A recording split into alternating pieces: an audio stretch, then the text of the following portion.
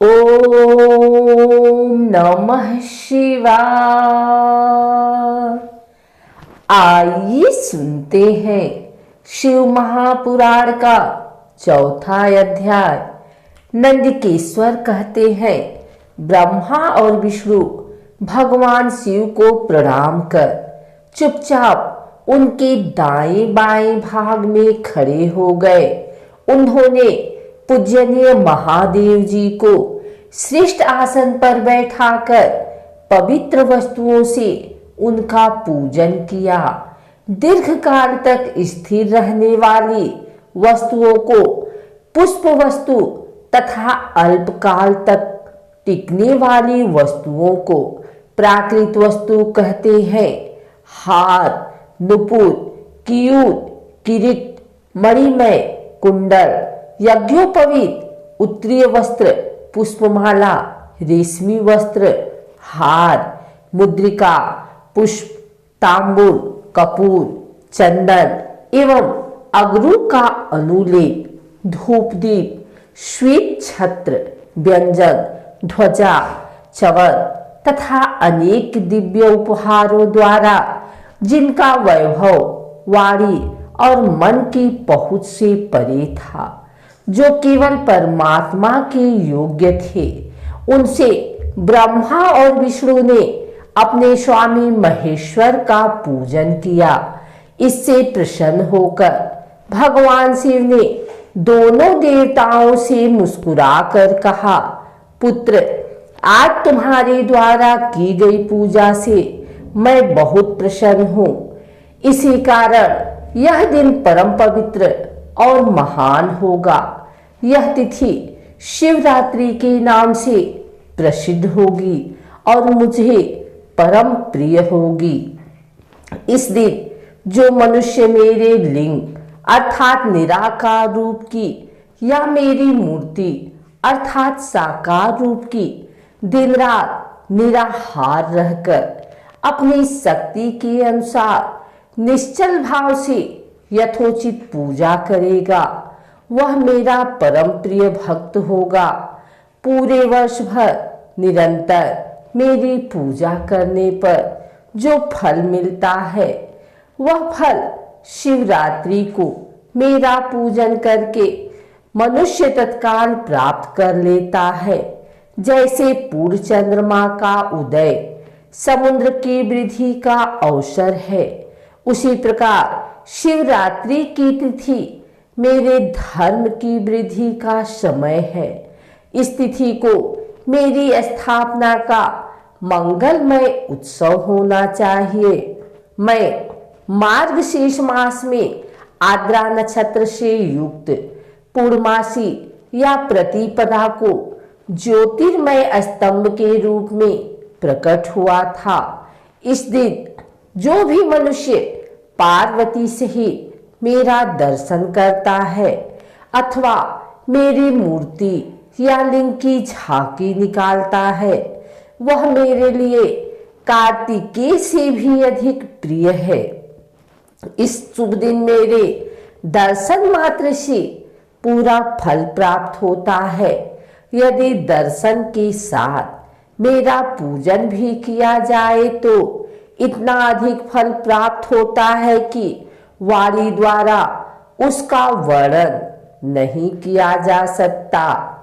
लिंग रूप में प्रकट होकर मैं बहुत बड़ा हो गया था, अतः लिंग के कारण यह भूतल लिंग स्थान के नाम से प्रसिद्ध हुआ।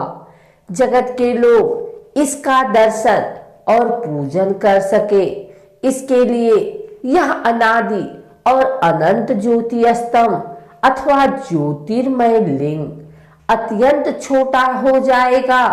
यह लिंग सब प्रकार के भोग सुलभ कराने वाला तथा भोग और मोक्ष का एकमात्र साधन है। इसका दर्शन, स्पर्श और ध्यान प्राणियों को जन्म और मृत्यु के कष्ट से छुड़ाने वाला है। शिवलिंग के यहाँ प्रकट होने के कारण यह स्थान अरुणाचल नाम से प्रसिद्ध होगा तथा यहाँ बड़े बड़े तीर्थ प्रकट होंगे। इस स्थान पर रहने या मरने से जीवों को मोक्ष प्राप्त होगा। मेरे दो रूप हैं, साकार और निराकार। पहले मैं अस्तंभ रूप में प्रकट हुआ, फिर अपने साक्षात रूप में ब्रह्म भाव में मेरा निराकार रूप है तथा महेश्वर भाव मेरा साक्षात रूप है। ये दोनों ही मेरे सिद्ध रूप है। मैं ही परम ब्रह्मा परमात्मा हूँ। जीवों पर अनुग्रह करना मेरा कार्य है।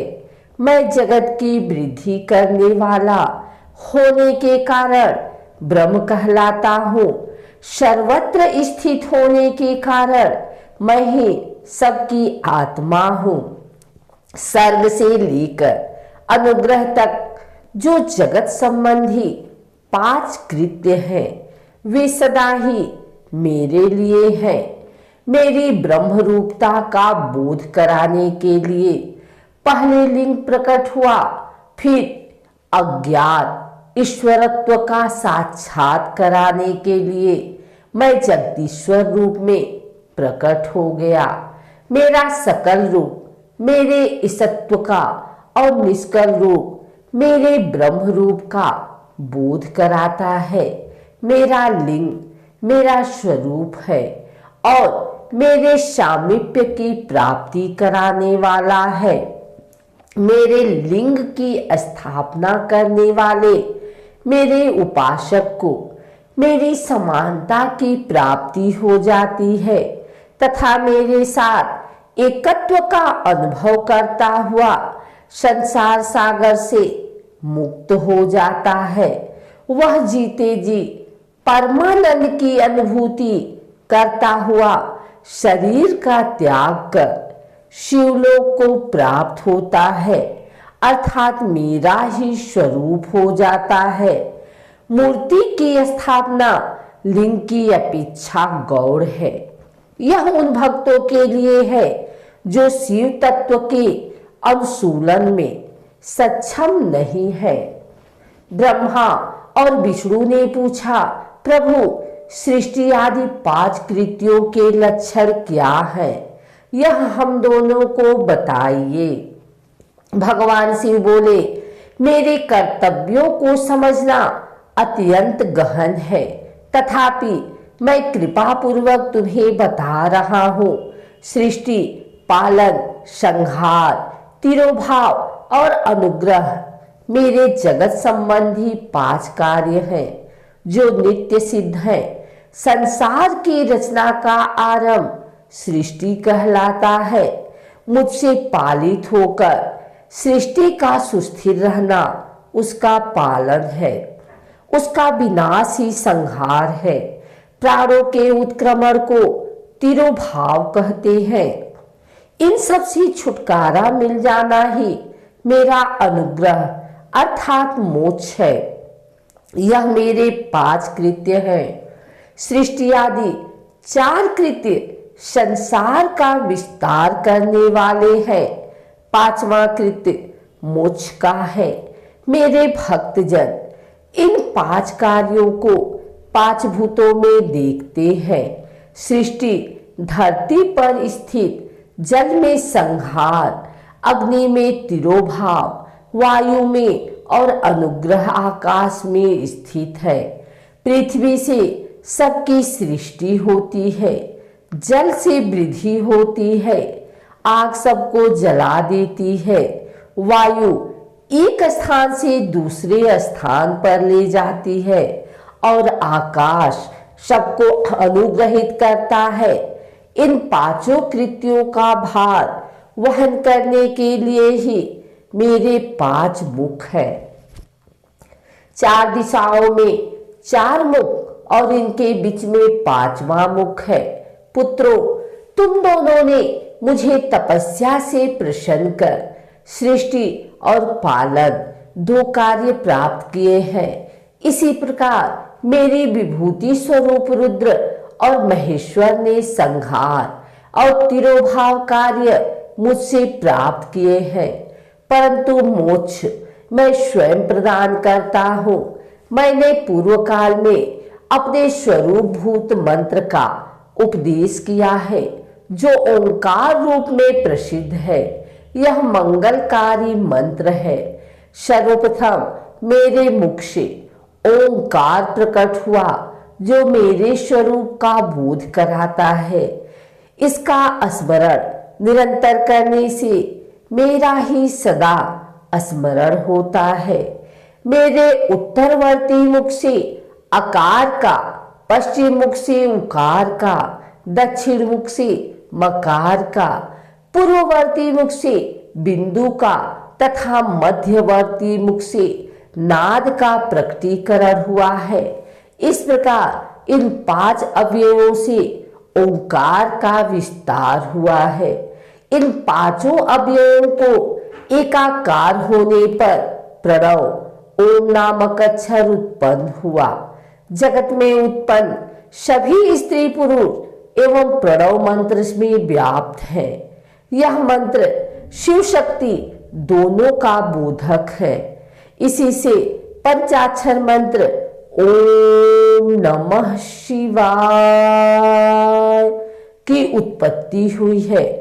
यह मेरे साकार रूप का बोधक है। इस पंचाक्षर मंत्र से मार्तिकावर्ण प्रकट हुए हैं, जो 5 भेद वाले हैं। इसी से शिरोमत्र सहित त्रिपदा गायत्री का प्रकट हुआ है। इसी गायत्री से संपूर्ण वेद प्रकट हुए और उन वेदों से करोड़ों मंत्र निकले हैं। उन मंत्रों से विभिन्न कार्यों की सिद्धि होती है। इस पंचाक्षर प्रणव मंत्र से सभी मनोरथ पूर्ण होते हैं। इस मंत्र से भोग और मोक्ष दोनों प्राप्त होते हैं। नंदकेश्वर कहते हैं, जगदम्बा उमा गौरा पार्वती के साथ बैठे महादेव ने उत्तरवर्ती मुख में बैठे ब्रह्मा और विष्णु को पर्दा करने वाले वस्त्र से आच्छादित कर उनके मस्तक पर अपना हाथ रखकर धीरे धीरे उच्चारण कर उन्हें उत्तम मंत्र का उपदेश दिया। 3 बार मंत्र का उच्चारण करके भगवान शिव ने उन्हें शिष्यों के रूप में दीक्षा दी। गुरु दक्षिणा के रूप में दोनों ने अपने आप को समर्पित करते हुए दोनों हाथ जोड़कर उनके समीप खड़े हो गए। जगत गुरु भगवान शिव की इस प्रकार स्तुति करने लगे। ब्रह्मा विष्णु बोले, प्रभु आपके साकार और निराकार 2 रूप है। आप तेज से प्रकाशित है। आप सबके स्वामी हैं। आप सर्वात्मा को नमस्कार है। आप प्रणव मंत्र के बताने वाले हैं तथा आप ही प्रणव लिंग है। सृष्टि, पालन, संहार, तिरोभाव और अनुग्रह आदि आपके ही कार्य हैं। आपके 5 मुख हैं। आप ही परमेश्वर हैं। आप सबकी आत्मा है, ब्रह्मा है। आपके गुण और शक्तियां अनंत है। आपको नमस्कार करते हैं। इन पंक्तियों से स्तुति करते हुए गुरु महेश्वर को प्रसन्न कर ब्रह्मा और विष्णु ने उनके चरणों में प्रणाम किया और उसके बाद महेश्वर बोले, आर्द्रा नक्षत्र में चतुर्दशी को यदि इस प्रणव मंत्र का जप किया तो यह अक्षय फल देने वाला है। सूर्य की संक्रांति में महा आर्द्रा नक्षत्र में एक बार किया प्रणव जप करोड़ों गुना जप का फल देता है। मृगशिरा नक्षत्र का अंतिम भाग तथा पुनर्वसु का शुरू का भाग पूजा, होम और तर्पण के लिए सदा आर्द्रा के समान है। मेरे लिंग का दर्शन प्रातःकाल अर्थात मध्याह्न से पूर्व काल में करना चाहिए। मेरे दर्शन पूजन के लिए चतुर्दशी तिथि उत्तम है। पूजा करने वालों के लिए मेरी मूर्ति और लिंग दोनों समान है। फिर भी मूर्ति की अपेक्षा लिंग का स्थान ऊंचा है। इसलिए मनुष्यों को शिवलिंग का ही पूजन करना चाहिए। लिंग का ओम मंत्र से और मूर्ति का पंचाक्षर मंत्र से पूजन करना चाहिए। शिवलिंग की स्वयं स्थापना करके या दूसरों से स्थापना करवाकर उत्तम द्रव्यों से पूजा करने से मेरा पद सुलभ होता है। इस प्रकार दोनों शिष्यों को उपदेश देकर भगवान शिव अंतर ध्यान हो गए।